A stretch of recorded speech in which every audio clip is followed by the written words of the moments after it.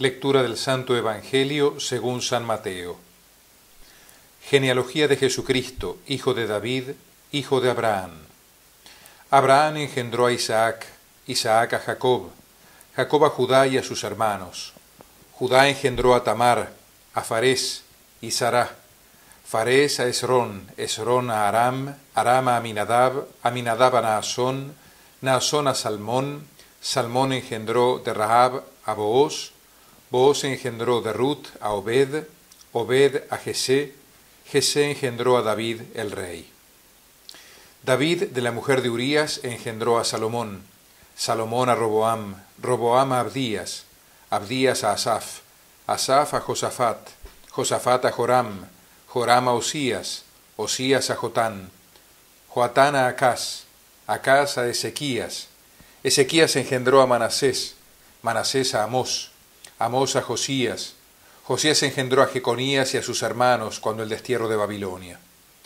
Después del destierro de Babilonia, Jeconías engendró a Salatiel, Salatiel a Zorobabel, Zorobabel a Abiud, Abiud a Eliaquín, Eliaquín a Azor, Azor a Sadoc, Sadoc a Aquim, Aquim a Eliud, Eliud a Eleazar, Eleazar a Matán, Matán a Jacob, y Jacob engendró a José, el esposo de María, de la cual nació Jesús, llamado Cristo. Así, las generaciones desde Abraham a David fueron en total 14, desde David hasta la deportación a Babilonia 14, y desde la deportación de Babilonia hasta el Mesías 14. El nacimiento de Jesucristo fue de esta manera.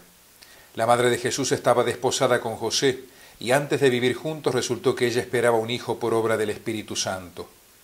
José, su esposo, que era bueno y no quería denunciarla, decidió repudiarla en secreto. Pero apenas había tomado esta resolución, se le apareció en sueños un ángel del Señor que le dijo: José, hijo de David, no tengas reparo en llevarte a María tu mujer, porque la criatura que hay en ella viene del Espíritu Santo. Dará a luz un hijo, y tú le pondrás por nombre Jesús, porque él salvará a su pueblo de los pecados. Todo esto sucedió para que se cumpliese lo que había dicho el Señor por el profeta. Miren, la Virgen concebirá y dará a luz un hijo y le pondrá por nombre Emmanuel, que significa Dios con nosotros. Cuando José se despertó, hizo lo que le había mandado el ángel del Señor y se llevó a casa a su mujer. Y sin que él hubiera tenido relación con ella, dio a luz un hijo y le puso por nombre Jesús. Palabra del Señor. Misa vespertina de la Vigilia de Navidad. Dios toma muy en serio nuestra vida y nuestra historia. La Navidad es una fiesta para que contemplemos y celebremos hasta qué punto somos valiosos para Dios. Hoy se acerca como nunca a nosotros, se hace uno de nosotros. Hoy se nos propone, en una fiesta tan importante como esta, un fragmento del Evangelio que a primera impresión parece monótono y árido, pero es solo una primera impresión. Si consideramos los nombres de los reyes presentes en el libro de la genealogía de Jesús, podemos constatar que allí, como en un bazar o como en nuestras familias, hay de todo: reyes, adúlteros, santos, soberbios, meretrices.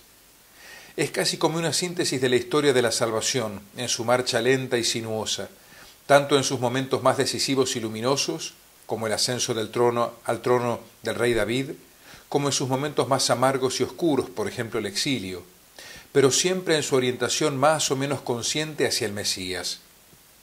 De todos los personajes que aparecen en esta larga lista, solo 2 de ellos fueron fieles a Dios: Ezequiel y Jeroboam. Los demás fueron idólatras, inmorales, asesinos. En David, el rey más famoso de los antepasados del Mesías, se entrecruzaban la santidad y el pecado. Confiesa con amargas lágrimas en los salmos sus pecados de adulterio y de homicidio, especialmente en el Salmo 50, que hoy es una oración penitencial repetida por la liturgia de la Iglesia.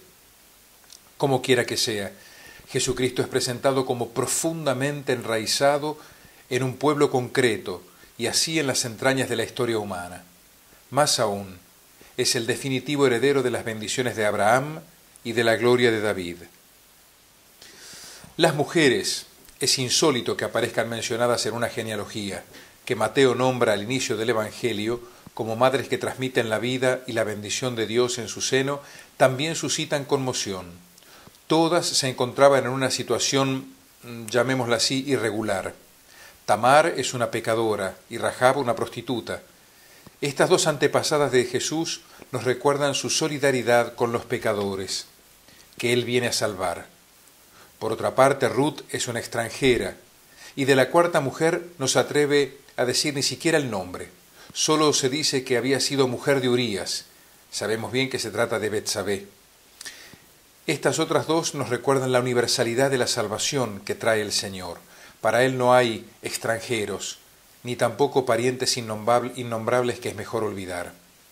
Él asume esta historia concreta, y en ella, y a través de ella, toda la historia para cambiarla de signo, para transformarla en historia de la salvación. Desde ahora y para siempre, Dios es uno de los nuestros, uno de nosotros, Dios con nosotros, el Emmanuel. El río de la historia humana, lleno de pecados y de crímenes, se convierte en manantial de agua limpia, en la medida en que nos acercamos a la plenitud de los tiempos. En María, la Madre, y en Jesús, el Mesías, todas las generaciones son rescatadas. Esta lista de nombres de pecadores y pecadoras que Mateo pone de manifiesto en la genealogía de Jesús no nos escandaliza, exalta el misterio de la misericordia de Dios. También en el Nuevo Testamento Jesús escogió a Pedro, que lo renegó, y a Pablo, que lo persiguió, y sin embargo son las columnas de la Iglesia. Cuando un pueblo escribe su historia oficial, habla de sus victorias, de sus héroes, de su grandeza. Es estupendo constatar que un pueblo, en su historia oficial, no esconde los pecados de sus antepasados, como sucede con el pueblo escogido, y como sucede con nosotros, la Iglesia, porque esta es nuestra prehistoria. La Navidad no es un día de ingenuidad, de sueños imposibles y nostalgias, menos aún un día para simplemente comer, beber, emborracharse y hacer salidas nocturnas a antros donde se trata a Cristo como si no existiese. Es un día de gracia, para reavivar nuestra fe en Dios y en su palabra salvadora, que se hace palabra consoladora y llena de ternura. Un recién nacido cambia nuestra historia. Que nuestros corazones sean hoy como cunas. Dios no viene con pretensiones y exigencias de comodidad hasta nosotros. Nos pide poco, pero nos trae mucho. Queridos hermanos, feliz Navidad. Se los deseo serenamente. Se los deseo fundado en la única esperanza que no defrauda. Se los deseo con plena conciencia del momento histórico que vivimos, pero con la mirada y el corazón fijos en Jesucristo, Señor de la historia. Y deseo para cada uno de ustedes y sus familiares y amigos toda la gracia, la misericordia y la paz que proceden de Dios nuestro Padre y que Jesucristo ha venido a traernos y que María y José nos enseñan a recibir. En el nombre del Padre, y del Hijo, y del Espíritu Santo. Amén.